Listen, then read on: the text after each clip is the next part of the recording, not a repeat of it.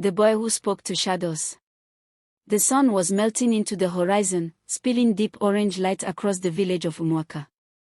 Long shadows stretched like silent fingers across the dusty ground, clinging to huts, trees, and wandering goats.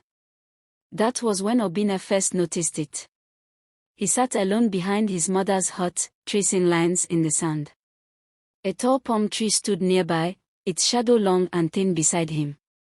But as he stared, the shadow moved. Not with the wind.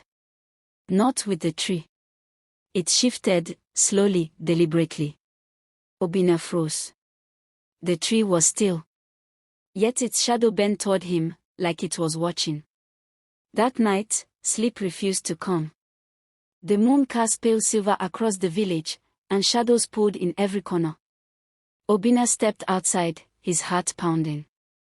The silence felt alive. Then he heard it. A whisper. Not from the wind. Not from any person. From the ground. Obinna. He spun around. Who's there? He whispered. The shadow of the hut stretched unnaturally, rising slightly off the ground, like smoke without fire. We have watched you, it said, its voice echoing inside his chest rather than his ears. Obinna's fear trembled into curiosity. What are you? We are the shadows, it replied. Older than the trees. Older than your people. We are the keepers of this land. Days passed, and Obinna returned to the same spot each evening at sunset. The shadows spoke to him. They told him stories of the ancestors, of battles fought not with weapons, but with balance. Of sacred forests that held the spirit of the earth itself. The forest is not just wood, the shadows warned. It is the heart. If it falls, the darkness will rise. Obinna listened. And then came the news. The village gathered in the square, the air heavy with heat and tension. At the center stood Chief Okoye, his voice loud, his eyes sharp with ambition. We will cut the sacred forest, the chief declared. We will sell the land. We will become rich. Murmurs rippled through the crowd. Some nodded. Some hesitated. Obinna stepped forward, his small voice cutting through the noise. You can't, he shouted. Laughter broke out.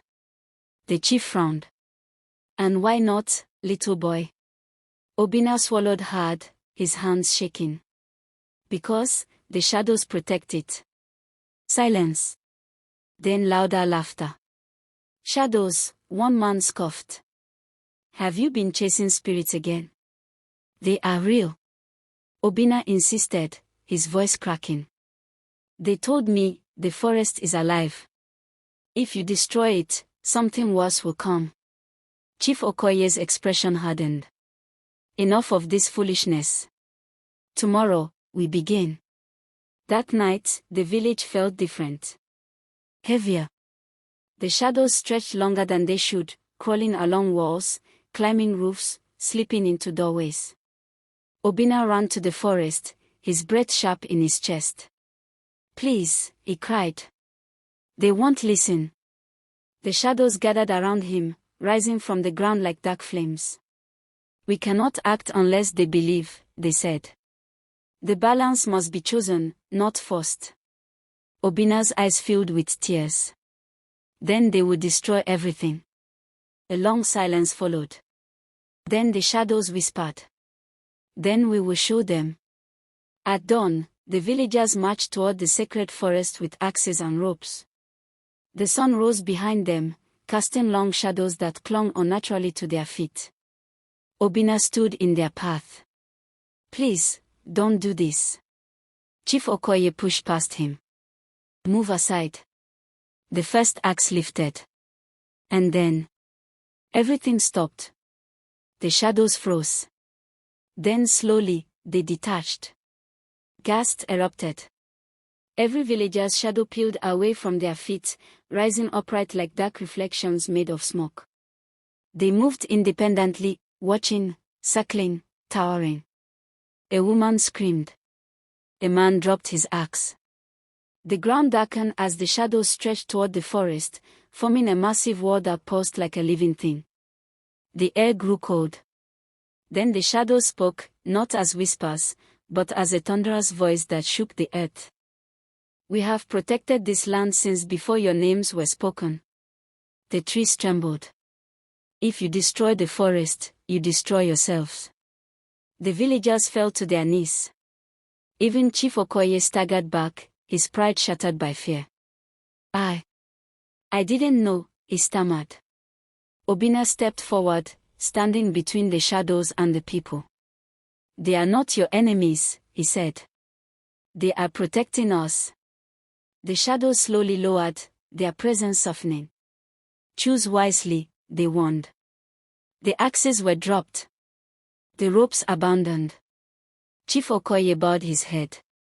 The forest will remain. Relief spread through the air like rain after drought. The shadows returned quietly to their places, beneath feet, behind trees, along the earth, as if nothing had happened. But everything had changed. That evening, as the sun dipped once more into a sea of gold, Obinna sat beneath the palm tree again. Its shadow stretched beside him, calm, still. Then, just slightly, it shifted. Obinna smiled. You're still there, he whispered. The shadow leaned closer. Always, it replied. And from that day on, the village remembered. Not all protectors carry weapons. Some wait silently, in the fading light. Watching. Protecting. Waiting for someone brave enough to listen.